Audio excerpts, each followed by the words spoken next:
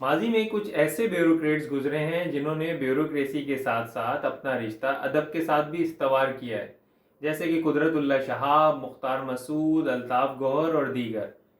اقبال دیوان اور محمد اظہار الحق صاحب کا تعلق بھی بیوروکریٹس کی اسی برادری سے ہے، جس کا ادب سے گہرا تعلق ہے۔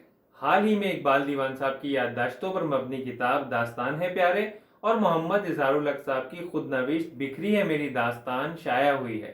پہلے بات کرتے ہیں اقبال دیوان صاحب اور ان کی کتاب داستان ہے پیارے کی۔ محمد اقبال دیوان صاحب کا تعلق ان چند افسروں سے ہے جو اپنے قلم کا استعمال صرف فائلوں پر دستخط کرنے کے لیے نہیں کرتے بلکہ اپنے مشاہدات لکھنے کے لیے بھی کرتے ہیں۔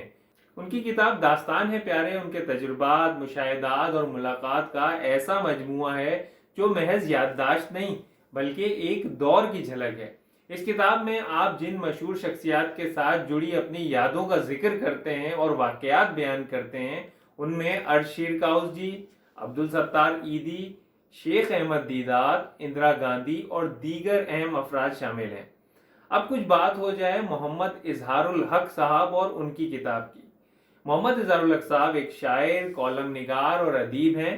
ان کی خود نوشت بکھری ہے میری داستان دراصل ان کی زندگی کی وہ تصویر ہے جس میں اظہار الحق صاحب نے بچپن کی محبتیں، بزرگوں کی اور والدین کی شفقتیں، مشرقی پاکستان میں گزارے ہوئے دنوں کی یادیں اور بیوروکریسی کے سفر کے نشیب و فراز کو بیان کیا ہے۔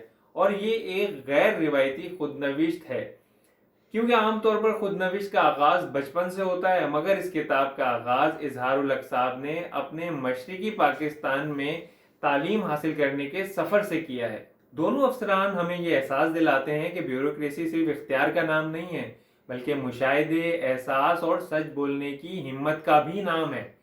اقبال دیوان صاحب ہوں یا اظہار الحق، دونوں نے اپنے قلم سے یہ ثابت کیا ہے کہ فائلوں کے اس نظام میں ادب اب بھی زندہ رہ سکتا ہے۔ دوستوں، اگر آپ کو یہ ویڈیو پسند آئی ہو تو لائک شیئر کریں، چینل کو سبسکرائب کریں۔